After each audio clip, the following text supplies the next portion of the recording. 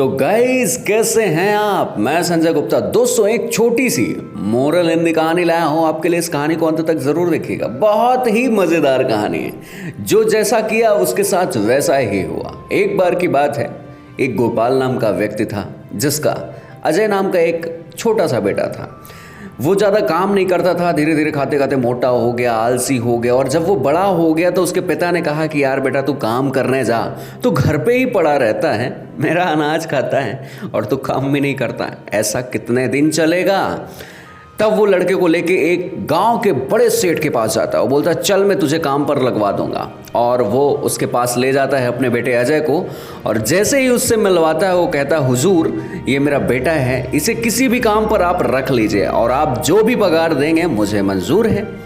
तब वो गांव का मुखिया कहता है कि मैं पहले 1 साल इससे काम करवाऊंगा और उसके बाद देखूंगा कि ये अच्छा काम करता है कि नहीं करता है। अगर नहीं करता है तो मैं नहीं रखूँगा, अगर करता है तो मैं रख लूँगा और 1 साल इसे मैं खूब खाना खिलाऊँगा। इसे खिलाने पिलाने का खर्च सारी जिम्मेदारी मेरी।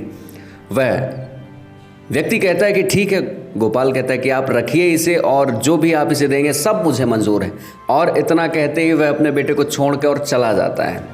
अब उसका बेटा रोज झाड़ू पोछा, वो जो गांव का मुखिया रहता है उससे बहुत मेहनत करवाता है। कभी खेतों पे काम करवाता है, कभी घर पे बर्तन मंजवाता है, कभी पोछा लगवाता है। ऐसे ऐसे काम करवाता था।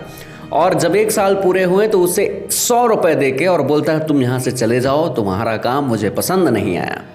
वो चतुर मुखिया तो ज़रूर था, लेकिन वो लड़का जो अजय था वो ज़्यादा कुछ ना कहते हुए वो वहाँ से निकल जाता है। और जैसे ही निकलता है रास्ते पर उसे एक बहुत ही लाचार व्यक्ति मिलता है। वो बोलता है कि साहब मुझे 20 रुपए दे दो, मेरे फटे पुराने कपड़े हैं, 20 रुपए दे दो मालिक। वह तरस खा के दे देता है और आगे चलता है। फिर एक लाचार व्यक्ति मिलता है जिसके फटे कपड़े पुराने पहने होता है। वो कहता है साहब मुझे 30 रुपए दे दो। वह कहता है मेरे पास ज़्यादा पैसे नहीं हैं, एक तो वो जो मुखिया था उसने मेरा जमकर इस्तेमाल किया और मुझे पैसे नहीं दिए। मैं अपनी ज़िंदगी में सिर्फ इतना ही कमा पाया हूँ। 100 रुपये कमाया था, 20 रुपये एक व्यक्ति को दे दिया, लो 30 रुपये तुम भी ले लो।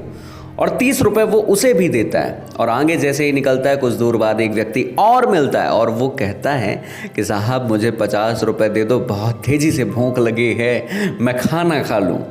तरस आकर वह व्यक्ति उसे 50 रुपये जब देता है तो वो व्यक्ति उसे एक चाबी देता है। तब वह व्यक्ति पूछता है, अजय पूछता है कि इसका मैं क्या करूँगा। तब वो जो लाचार व्यक्ति रहता है जिसने 50 रुपये मांगे होते हैं वो कहता है कि तुम्हें ये आगे काम आएगा। और वह जैसे ही जाता है आगे उसे एक पेड़ मिलता है और उसके नीचे एक तिजोरी रखी होती है। उस तिजोरी पे ताला लगा होता है और जैसे ही उस ताले पे वो उसे याद आता है कि एक व्यक्ति ने मुझे चाबी दी थी, मैं इसे खोलता हूँ। और जैसे ही वो खोलता है उसमें हीरे जवाहरात सोने चांदी धन सब कुछ डला हुआ था। वह भगवान का शुक्रिया अदा करता है कि हे परमपिता परमेश्वर तेरा लाख लाख शुक्रिया, क्योंकि मेरे पास अब कुछ नहीं बचा था। तूने इतना दे दिया कि मैं ज़िंदगी भर में इसे ख़त्म नहीं कर पाऊँगा। और वो जाता है शहर की ओर, एक बड़ा आलिशान महल खरीदता है और उस महल में रहने लगता है। और वो एक बहुत ही अच्छा दुकान डाल देता है सोने चांदी जेवरात की, जमकर उसके दुकान चलती है।